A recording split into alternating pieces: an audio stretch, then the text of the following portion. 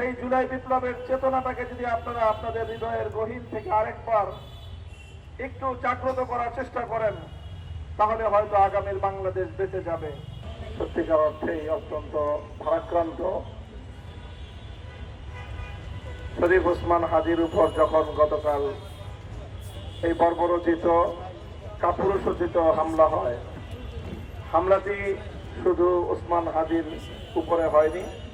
হামলা হয়েছে বাংলাদেশের উপর, হামলা হয়েছে বাংলাদেশের স্বাধীনতার উপর, হামলা হয়েছে জুলাই বিপ্লবের উপর। জুলাই বিপ্লব সংগঠিত হওয়ার পর থেকে বহুদিন পর্যন্ত আমি একটি কথা অনুভব করছি, সেটা হলো জুলাই বিপ্লবের যারা অংশীজন তাদের মধ্যে কোনো বিভক্তি, বিভাজন, এটি আবার নতুন করে সেই পরাজিত শক্তিকে বাংলাদেশে পুনর্বাসন করার একটি পথ। চিৎকার করেছি, অনেক বলেছি, কিন্তু মনে হচ্ছে যে আমরা জুলাই বিপ্লবের অংশীজনদেরকে এই কথাটা বোঝাতে পারি নাই। আমাদের এই চিৎকার চেঁচামেচি ব্যর্থ হয়েছে। শরীফ ওসমান হাদির এই রক্ত, তার মাথায় বিদ্ধ এই বুলেট, এটা যদি অন্তত এখন বাংলাদেশের জুলাই বিপ্লবের সকল অংশীজন, বিগত ফ্যাসিবাদী আমলে যারা মজলুম হয়েছেন, সেই সকল পক্ষ শক্তিগুলো যদি আবার নিজেদেরকে একটু খুঁজে পাওয়ার চেষ্টা করেন, সেই জুলাই বিপ্লবের চেতনাটাকে যদি আপনারা আপনাদের হৃদয়ের গহীন থেকে আরেকবার একটু জাগ্রত করার চেষ্টা করেন,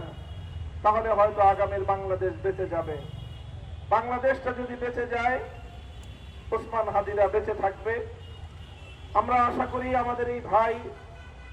শরীফ ওসমান হাদিকে ইনশাআল্লাহ, আমার প্রত্যাশা, আমার আশাবাদ যে আল্লাহ পাক রব্বুল আলামিন তাকে শতগুণ শক্তিশালী করে আগামীর বাংলাদেশের স্বাধীনতা এবং বাংলাদেশের অস্তিত্বকে রক্ষার এক প্রতিবাদী মুখ হিসেবে নেতৃত্বের জন্য আল্লাহ তাকে আবার আমাদের মাঝে ফিরিয়ে আনবেন ইনশাআল্লাহ। আমরা কায়মনে মহান রব্বুল আলামিনের কাছে সেই প্রত্যাশা ব্যক্ত করছি এবং আমি শপথ করতে চাই যে আমাদের এই চেতনাটাকে, শরীফ ওসমান হাদি যে চেতনাকে ধারণ করে তার এই চরম মূল্য পরিশোধ করলো, আমরাও যদি আমাদের হৃদয়ে সেই চেতনা ধারণ করতে পারি, তাহলে আসলে আমাদের এই কথা, আমাদের এই প্রার্থনা এবং আমাদের এই বক্তব্য এটা সার্থক হবে। আর আমরা যদি তার সেই চেতনাকে ধারণ করতে না পারি, তাহলে শুধু কুমিরের মতো কান্না করে শুধু অশ্রু ঝরবে,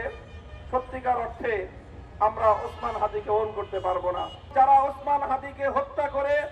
বাংলাদেশকে ভয় পাইয়ে দিতে চেয়েছিল, তারা যেন একটি বার্তা